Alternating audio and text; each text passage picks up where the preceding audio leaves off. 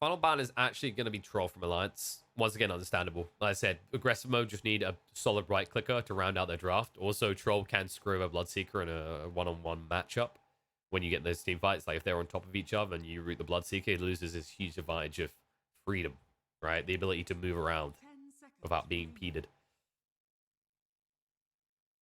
But there's still other hard right-clicking options available. I don't think they go for something like a Faceless Void. You could, actually. With Leshrac, you have decent synergy there. There's a lot of damage that can be output. It might just be a bit vulnerable against the Beast on the lane, and then the Primal Raw threat is a little bit worrying, but you always have the Dispel of Omni-Knight. I preferably would go for someone that tanks up a little, just because you want to be able to prioritize your Heavenly Grace and most of your focus on protecting Leshrac. Leshrac should be your lead. Whatever you pick in your carry role should be something that can kind of hold its own and exist.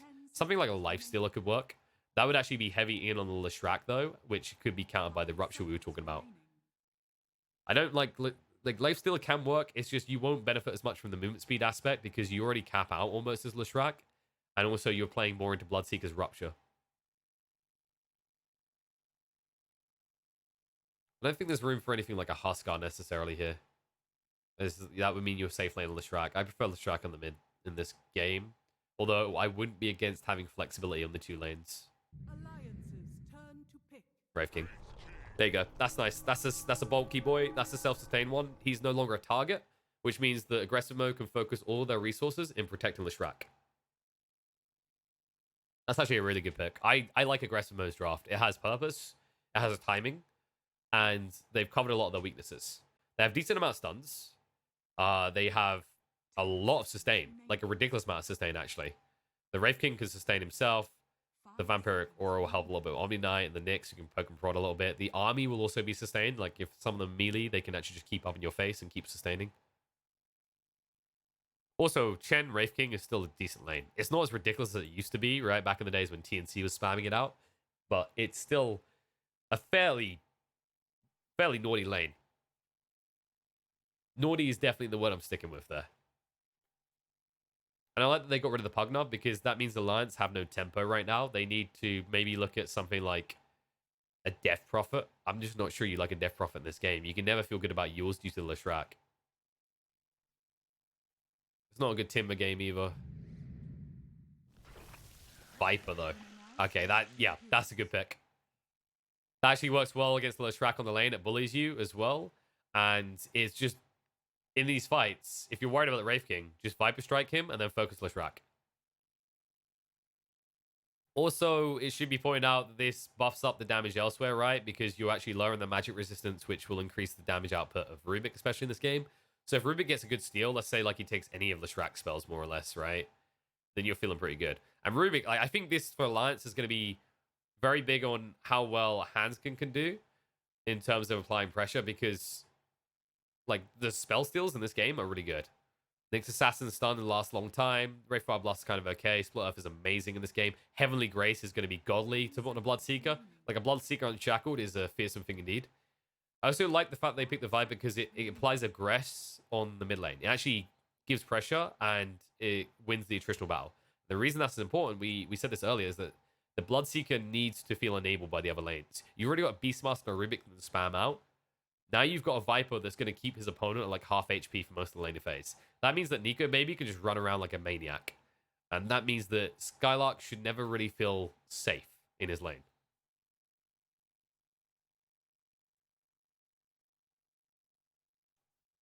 But those are the drafts. And we are ready to get underway. I think both sides have a clear objective like that. I don't think there's an outdraft necessarily in this. I give Alliance a slight advantage for that final pick. I really like the Viper. I think what I'm seeing here is Alliance, if they ramp up off this laning phase, aggressive mode don't really get their combo online. In fairness, though, they should be able to have relevance early on and kind of keep it to a draw point as long as Baranya doesn't feed in mid. If Baranya doesn't die more than, I will say, like twice, they can then rotate out of mid and take out towers before Viper can push down mid. And then you converge on the mid lane, and you do what you always do with Vipers, right? You bait them in when they're trying to kill support on your tier 1 tower, you kill them for it, and all of a sudden you're back in the game, and they lose their lead.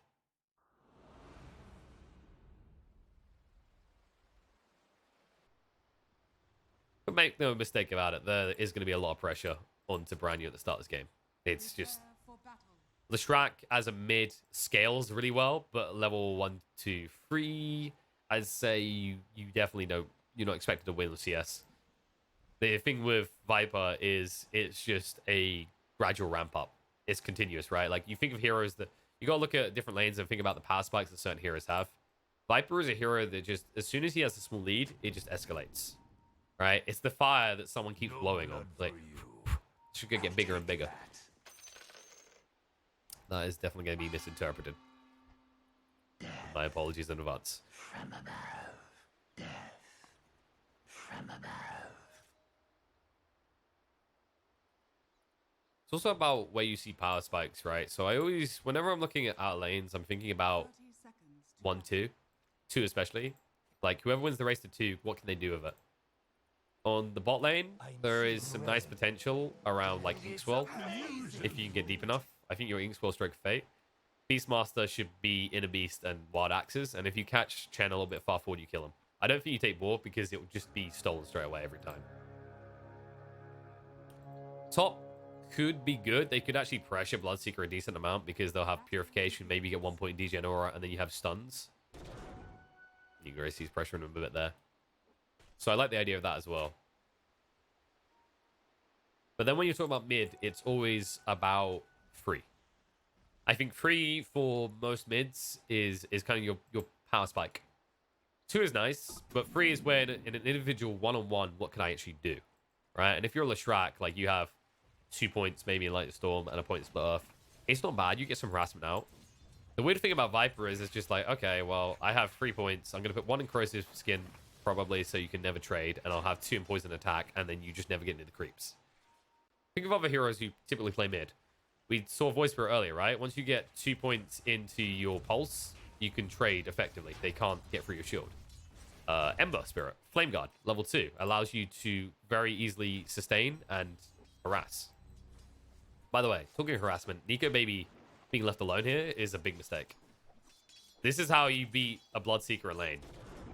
Is in a one-on-one engagement. Because Omnidite is off farming, and like he can never trade with Nyx. Nyx just has too much base regen. It's 4.3, and when he eats a Tango, it gets absurd. They need to actually rotate one of these heroes up soon. I think this attempt to like pressure has failed. Yeah, it's completely failed. Skidder has 6 CS.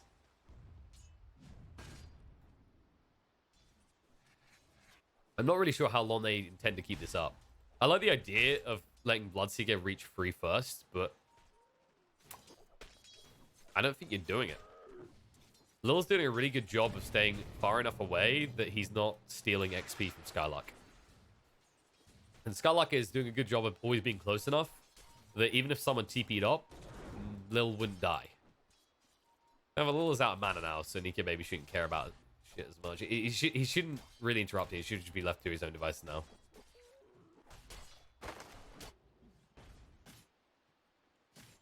Limp, however, is completely and utterly destroying mid. Baranya is only going to get CS through Lightning Storm. Okay, this is the pressure we're talking about. Now that you have 2 points for first, Nico Baby should be kind of okay. And now they can pressure bot. Nice. All right. I was wondering when the pressure was going to come in, and they finally get it. Before level 2 as well. I mean, Skidder could die here. There it is. First blood. Father gets it. It's paid off. Nico Baby can't be controlled now. And it's because of this mid. I thought it would take maybe 2 to 3 more waves before Piranha was this starved out, which would have allowed them to stave off the pressure bot. But now it's just a done deal because you're getting nothing out of having Lil here. Lil is now here to ensure that Skylark can farm, not that Nico Baby can't. Actually, I gotta give credit to Lance. Like, that was... I think it's a tight... It's like a tight window, it's tight needle thread, but they have definitely threaded it. All right, they've started knitting me a nice sweater. We told you so.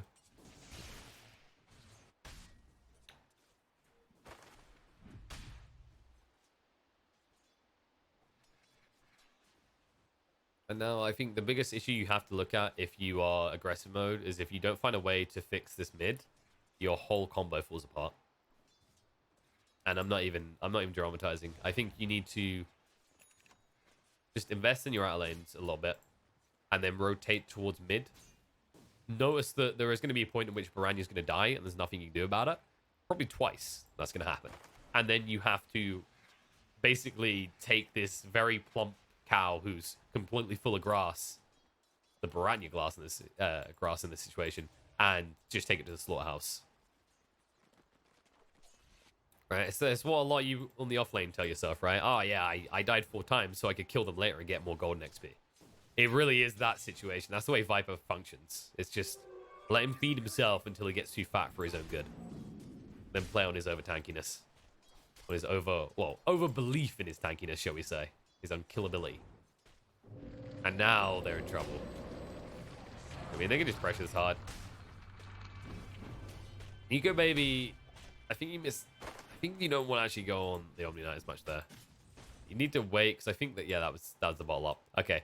It looked good, and I know why they done it is because Baranya burnt all of the bottle charges just to heal up quickly. If Baranya hadn't had that regen, that actually would have worked. He probably killed Skylark in that situation, but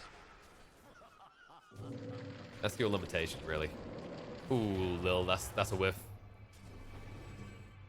And you don't know if he gets away. Skylark might be the one in trouble now. They'll chase on him, and he's going to go down. The bigger kill found, they bait it out. A little bit of back and forth play. It's that conscious reality that you can only choose one hero, and at the end of the day, you're a double melee hero, you're a Nyx and an Omni Knight. You're actually both very tanky, but if they actually go on you hard, you're going to commit those resources into one or the other, into protecting one. Ain't no AoE heals around here. Nico, baby. Quick to just TP away. He knew he's too far out. Baranya is incredibly far behind, by the way. I think at this rate, he's going to hit 5 at least. But then Limp will be at 7. And if he shows on the lane until he dies, you can already see Limp's holding the point. He doesn't really need to invest it there, as there shouldn't be a situation in which Baranya comes back to the lane. But he might think that Rubik's going to enable a kill, as Hanskin is hanging around.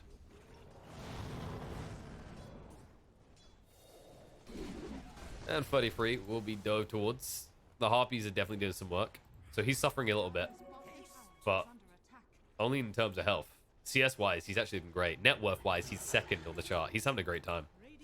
The Beastmaster will be self-sustained very soon. He'll pick up 1 or 2 little items, 1 or 2 little trinkets here or there, and they'll be good to go. Oh, come on, Limp. Don't do this to me. Where's the casual glove? I mean, he needs a glove anyway. You get 2 gloves, though, and this feels really good on Viper. Skylark does not feel good about this game right now, though. They could dive him, and the Blood Right's going to go down. He's dead. There is no way you could ever escape that. Nico Baby knew it as well, the tree line. Perfectly placed Blood Right. I like the Father's doing this to keep the tower alive. Like, his job is done here. If Lil had got that, though. And in the mid lane, look at this. Simultaneous moves. Body block's coming out. Hanskin doesn't have the lift for 8 seconds, but he's just good vision. Good business for the mid lane as Limp gets himself a kill. What tower will at least fall? So one thing is going their way. It is going to, of course, be the Wraith King Chen lane. It just syncs up so nicely.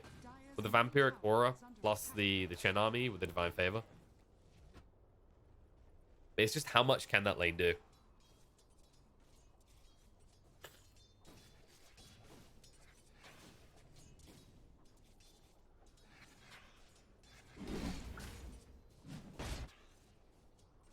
I wonder what build Limp's going to go for this game. I think you do just go for the Dragon Lance. Although a pipe would be really good, but we're kind of beyond those utility days. If you need a pipe that badly, 33 can always build into one. Although Vlad does feel quite good as well. Chasing into 33 right now.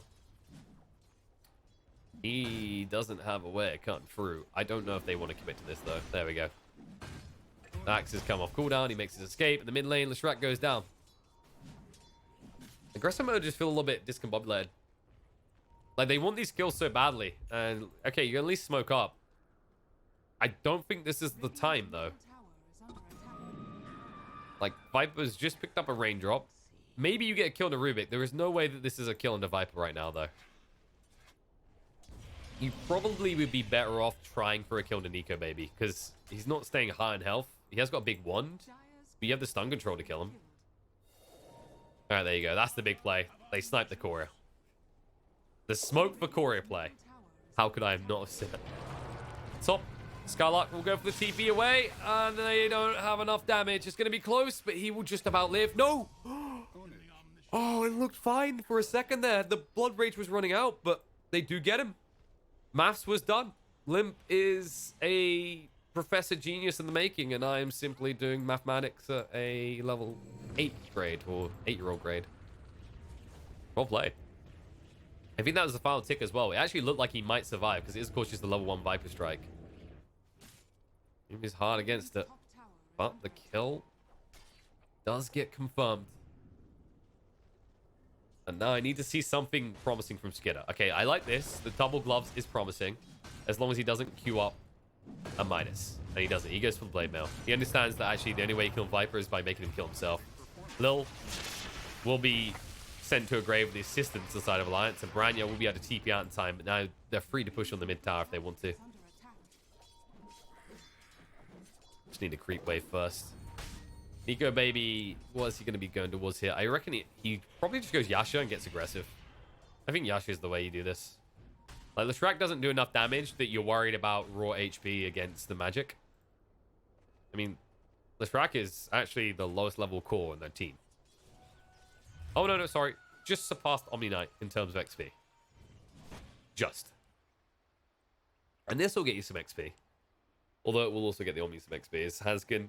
He just wants someone to have a high five moment with. We will have a pause, which will give us a moment to actually just check in what's going on with the Beastmaster. As 33 has now been left to his own devices, which is a dangerous thing. Anyone who has actually had a Beastmaster in their game, who's had a free lane, understands this. Something that Enchantress used to be in that category of. Now Beastmaster is fully in the category of, if you leave me on my own, damn be your towers. And go for that Vlad's as well, which is just going to bridge this gap on timings. That's going to allow Nico Baby to be involved very early on. You could actually see a very easy scenario where you reach about the 16, 17 minute mark. A team fight breaks out. And if Hanskin has a Heavenly Grace steal, then Alliance's cause can't die. Because Nico Baby will have Heavenly Grace on him. Limp is actually just too tanky right now with the corrosive skin almost maxed out. And then Beastmaster by that point is going to scale up to like, what, 1.5k HP at least. Spooky.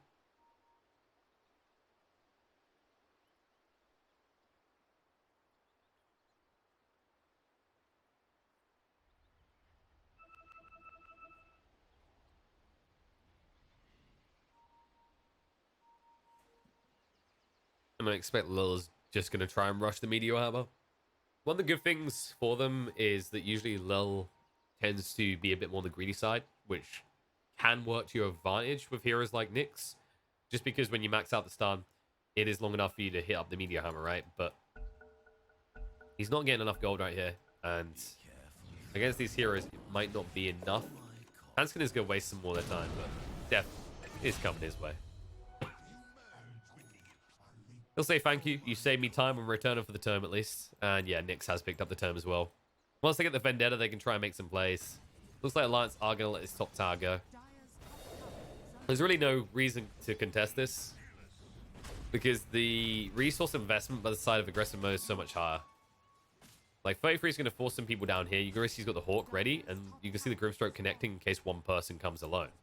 Meanwhile, Nico Baby will just farm up the jungle, and Viper will keep pressure on mid so that Baranya can't get anything. I don't think this is the wrong move by aggressive mode. It's just Alliance's understanding that the advantage they've leveraged at this stage, that they can be splintered and not be, or spread, I think is the right word. They're not splintered because they have means to connect. And they're going to try now.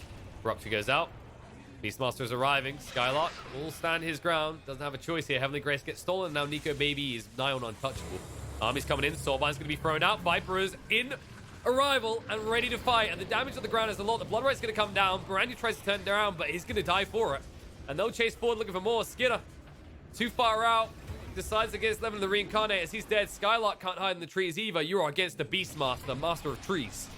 He'll go for the TP away, but the damage overwhelms him, and that's going to be all three cores dead on the side of aggressive mode. They understood exactly what they could do. Alliance do not even notice aggressive mode supports. They don't even register on their radar at that point. Maximum damage done. And that was funnel of TPs in. The Never Toxin on the ground is just more or less a distraction for them at that point. But more importantly, it just disables the extra damage, the lifesteal potential. Skidder can't sustain at all. And you can see it. They were waiting the entire time for Omni Knight to just use Heavenly Grace. They ruptured him on purpose before you even get the Soulbind combo out because that's all they wanted. And now Skidder, he's going to go down again. This time he has to reincarnate, but do they have the forces to fight? Branya's moving in. Roots come out. Nico maybe the target right now, but not an easy one to get. Steel's going to be there. And the Rupture's out to Branya. Everything to protect him, which means Spartan has nothing left for himself. The Centaur buy him some time. They don't actually go for it just yet, but now they go in. The DD is on Nico, baby, and he's going to get some speed. Spartan will fall, and it looks like he won't be the last one to go down. Skylark will also lose his life. And now in full retreat, aggressive mode.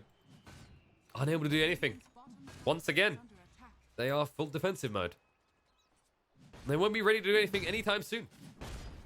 Looks like Skid is actually going for the Chrysalis build. Not sure why I thought that was Blade Mail. Blade Mail could work. It's not bad against the Viper, but he may have had it earlier. I only noticed the broadsword. Like, I was thinking Blade Mail would be okay if you get it in time, but yeah, he needs Chrysalis. I like that he's understanding his only chance is to hit hard and fast. Like, if you go for Radiance, you lose this game. This game will be over before you complete Radiance. If you go for Minus, you'll lose this game. Minus is way too hard to justify these days. The reason he has this double Gloveless of Haste, for anyone wondering, is it's one of the most gold efficient items available to you right now. Me and Lizzie done the maths on this. We need 2 people because maths is very hard. And you can already see, like, no, if this gets out of the way, I'll show you the Hyperstone.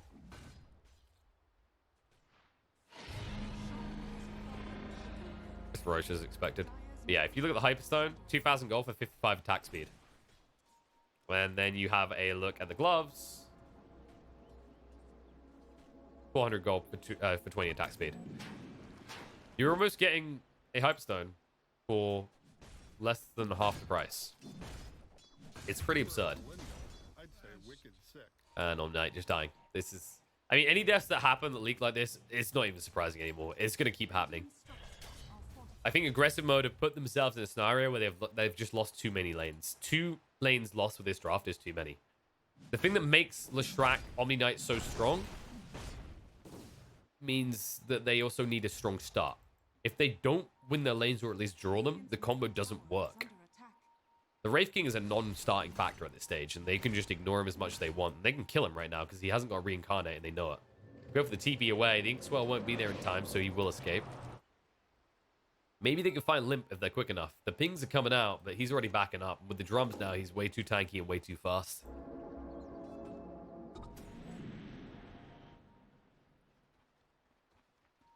And yeah, there you go, Nico, baby. He did go for the Maelstrom and then straight into the Usher. Grab the band early, just for the value.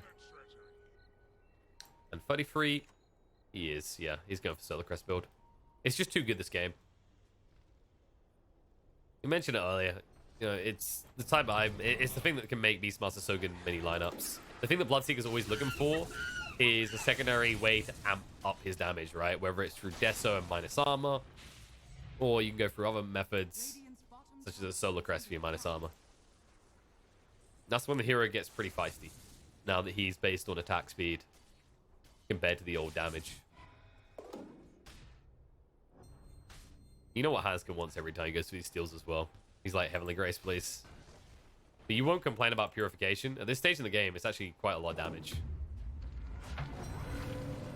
And Nyx found that out the hard way. That's your Vendetta, Nyx. This is the point in the game where you expect to be able to make a pick-off and it be not too big of a fuss. But Alliance just don't have any vulnerable members right now. Even something like Grimstroke, right? Fada should be an easy kill, you'd think. But 1100 HP, Bracer, Infused Raindrop, and a Headdress. You're not going to kill him. Not without hard commitment. And you do not want to hard commit onto Grimstroke because he will soulbind you beforehand. Prime Rock, movement in. That's going to be perma stunnage for Baranya, and a bonus kill on Delil as well as he shows up for some reason. Before he saved the day, they try to turn on the Bloodseeker, but even if you get him, he has the Aegis. The buyback's going to come out. He's still alive and healthy. He heals up off the kill. He'll move away. Vada will stand his ground against Free. Yes, he might die, but the rupture on the Baranya means he can't really do much. The Aegis has been claimed. Nico Baby will try and move away. We'll be able to do so. Blood right. Hand of God, so they can heal up. Nico Baby actually runs through the center and pretty cockily on the side. The Viper Strike's going to go down, and Limba's going to be held away from the fight. They will now lose Spartan. The chase is on the Bloodseeker. Limba's finally arrived. Now he can dominate the fight. Baranya, that's going to be the dieback. Skylark will fall as well. They don't even care about Skidder. They know he has to reincarnate. So let's take the bigger value. Yes, use your Bloodseeker, but Lim, once again, just gets to do whatever the hell he wants. And it was a cute play. I will give credit where credit is due. When you look at it, Spartan was up here, actually stunning up Viper, holding him at bay the whole time. Did die in his fountain for the cause, but it's the type of play you really, really don't want to be making with the Aegis not expended yet. But it's your best opportunity to actually strike back and at least get something. And if you try and run there, you're probably looking at 2 free heroes dying anyway. That's the thing. Like, once you're TP'd in at a stage, you're committed to the fight. And minimizing losses won't change anything there. You at least get rid of the Aegis before they're on your high ground, though, so you stop any sort of ridiculously early game siege of your base. But you need to start doing something out on the map now, is the thing. And the map really still feels quite small. If you actually look at the vision game, this is most of your vision, just creep waves. You've got this small area of safety if you're on the side of aggressive mode right now, with some of the most defensive wars you can actually get without them being in your own base. And then for Alliance, is one simple ward down here, and then just Hawks moving around. And this is where the games always get hard, right? Is when you're playing against a Beastmaster lineup from behind, because you don't know where they've got vision, and that vision is dynamic.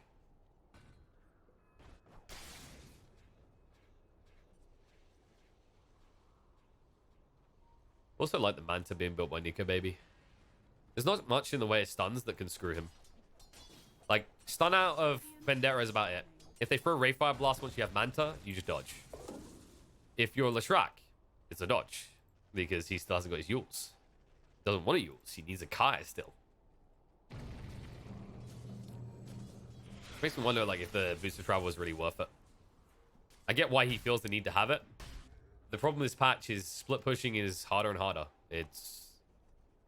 You can see it right now how dicey it's getting for them. And even when they get someone out like this, we saw it in the previous series, right? With Team Liquid versus Nigma. Even when you had a PL, for example, who was pushing up in this lane really hard, they were getting the better trade because there was too much value in them 5-manning to split up and chase you. There you go. You'll at least be able to get tower. Maybe. Yeah, that'll be the move away. 33 chasing in. Not quick enough. It will stop the push. And his team should still be able to actually push from the other side of the map, because right now, aggressive mode are still very splintered. Radiant's top tower is under attack.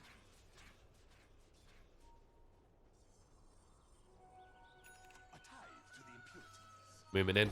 High ground belongs to aggressive mode, but they whiff it all.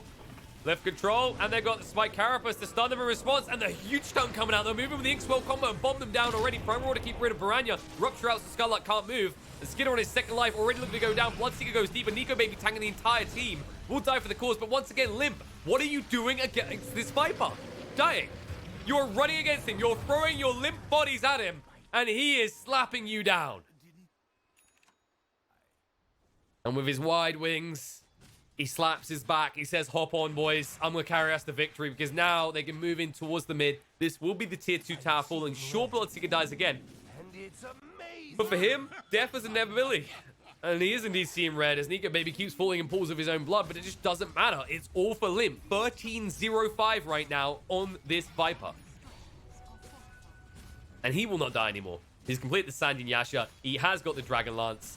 Vampire Fangs as well. Good luck. Even if you find him alone, he actually probably still survives until reinforcements come, as long as the rest of Alliance aren't AFK in the fountain. And it just inherently counts as what Baranya can do in a fight. He'll never be able to actually bring down the Viper, so it's all about Skidder. It's the reason he built this crit. It's the reason he's got his Death So he has to be allowed to do whatever he wants in a fight, which isn't happening. He'll get hit with a Viper Strike at the start, and that's it. Once he's hit with Viper Strike, he can't grab Viper at all. Radiant's top tower has fallen. And even if he does, they're so obsessed with this Bloodseeker that they actually use most of their arsenal before they reach it. That point where they deal with Viper. Now Skylark is just dead. High ground. Hello. Branya is doing literally the only thing he can, and Hanskin is waiting to punish him for this. Can he get the deny? No, he can't. Branya can't TP away though, and Rubik knows this.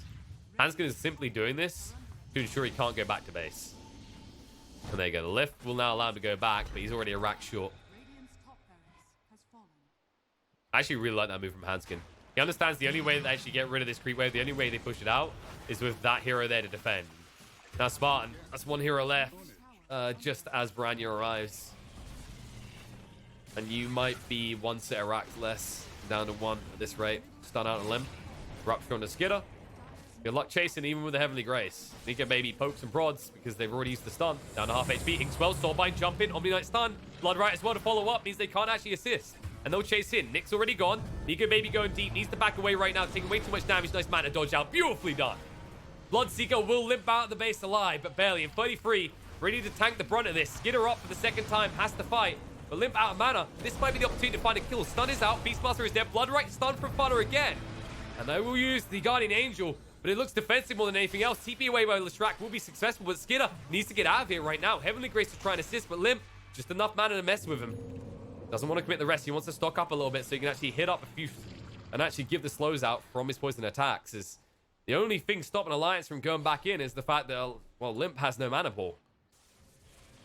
So they'll back away. That was a big buyback from 33 and was only counteracted by a much smaller buyback coming out from Lil. So aggressive mode, they do hold.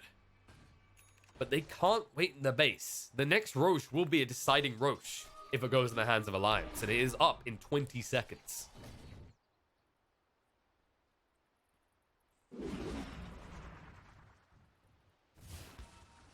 But now Limp, he's going to have that Hurricane Pike by the time they go into that base again. Oh, this camp is so nice, by the way. I know it's just talking enough about it. This is like, I like to call this the starter camp for anyone new to the game. It's so easy to stack this. It's also the, oh, I totally forgot camp. You just go there last second and, oh, nice, I stacked. Smoke on smoke. Aggressive mode waiting in the pit. Alliance have enough time to go for the white wraparound. Aggressive mode aren't quite fast enough. Or are they? Alliance are taking longer than expected with this. It looks like aggressive mode are going to yoink this. They are. Alliance knows what's going on. They have to at this stage. Farda blinks in, stuns to interrupt them. The TP's away. Skidder's going to complete it. He leaves Spartan behind. They at least got other heroes out, though. It looked like it might be a double stun, but Omni Knight and Wraith King make it out. Baranya has to escape this. He has the Aegis. And he should be able to get out. It looks like Alliance won't go hunting for anymore. They just want to start funneling in. Keep the map small. Aggressive mode now have a lifeline. They can't get out on the map to use it.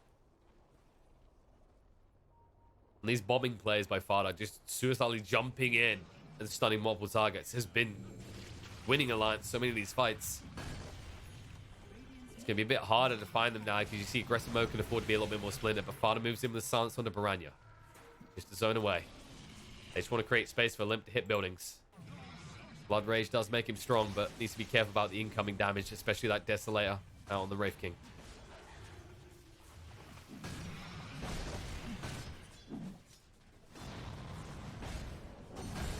And Soulbind comes in. Farda slowing him down a little bit. Double Fable out, and the Rupture as well will keep them at bay. And 33 chasing in. Doesn't want to use the Primal Roar, though. He's tempted to, but there's the Hand of God. 33 needs to back up. He bought back last time. Can't go down. Skidder. He's been alone with the enemy team the whole while. He'll lose the first life. Duff hasn't have the cheese, though. And Alliance will back up a little. Blood Right again. So many ways for Nyx to stun individuals here. Farda, he jumps into the double stun, but Nico baby manages and goes to fight. Primal Roar out the side, and Baranya is going to be brought down once. Aegis has been expended. They already used the Guardian Angel. Skylark now in a little bit of trouble himself. Take a lot of damage. Stolen Guardian Angel against him. All of a sudden, the Wraith King has no damage. Buyback will come out on both sides from both the Grimstroke and the Omni Knight. But where's the damage going? There's the buyback as they have to expend it. Baranya goes down for the second time. He'll come in to try and die free. Skidder eats the cheese. Doesn't have the reincarnate anymore. And they're just going to kite him out. Trying to burn him down right now. No one wants to go on top of Limp right now. And Farda jumps in with the Inkswell again. The bomb control looks good. They'll move through. Buyback comes out from the Wraith King, but they've already lost their Shrek again. That's going to be dieback on the Omnight as well. And it's looking like it might all just be over. Typical Nico baby moving at the speed of light. And just like that, like a flash before their eyes, nothing they can do. Nico baby gets the Rampage. Alliance take the series 2-0.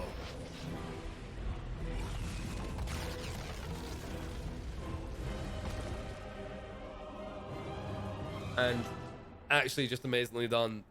Honestly, I think when you look back at this game, there are obviously so many factors winning the game of Dota. But I always like to remind people that it's a rippling effect, right? Small things grow into big things. And the fact that Alliance were able to thread that needle very early on when they left Nico baby alone on the top lane to apply pressure elsewhere, and then Limp delivers in time, shutting out Branya on the mid lane, that bridges everything together. That minute of Dota is definitive of what happened for the next 20 minutes. If it wasn't for how well they executed that, you see an opportunity where aggressive mode can get this combo online, right? Where Baranya, while he won't be good against the Viper, with the assistance of bulked Omni Knight, him with his levels alone should be able to pivot towers into an advantage and create space for the Wraith King. It all comes down to this Leshrac. Leshrac is an incredibly powerful hero, but if you want to pick it, I mean, rule one would definitely be don't let Viper be in the pit. Be in the pool, rather. It's just an amazing counter to the hero inherently. But then you let them get their hands on a Bloodseeker Viper combo. And Alliance, I mean, credit to them. They played their draft beautifully. And as a result, they take a 2-0 victory over the side of aggressive mode, which means that so far we've had 2 2-0s and only one close game so far today. But there's still more action. Don't worry, folks. I know some of you are like, oh, man, I want to see a close game. I want to see a third game. There are still opportunities for that. There is still 2 series to be played together, which is going to be the lower bracket elimination and the winner bracket final. So I believe lower bracket elimination will be Nigma versus aggressive mode, which is coming up next. And then after that, you'll have your winner bracket final, which is going to be the sides of Team Liquid versus Alliance. Pretty hype. The old guys versus the new. Mark 2 for this qualifier. But I'm done. I'm going to be hopping off now. I believe they have another caster coming in. So we'll go to a short break. And then the stream will switch at one point. Don't panic. It's not going anywhere. It's just fading off for a few seconds to wake up moments later and provide you with more glorious Dota. But I'm done for today. I'll join you again tomorrow to round out the minor qualifiers where I'll be covering the lower bracket final and the grand final. And those will kick off at 11 CET. But hang around here, short break, and then Nigma versus aggression mode, or aggressive mode rather, should be up very soon.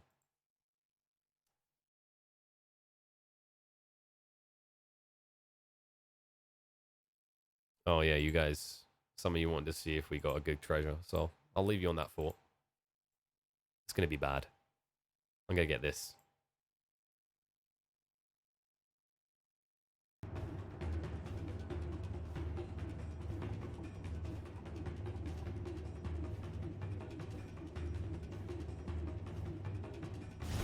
Called it. I am the prophet. That is all.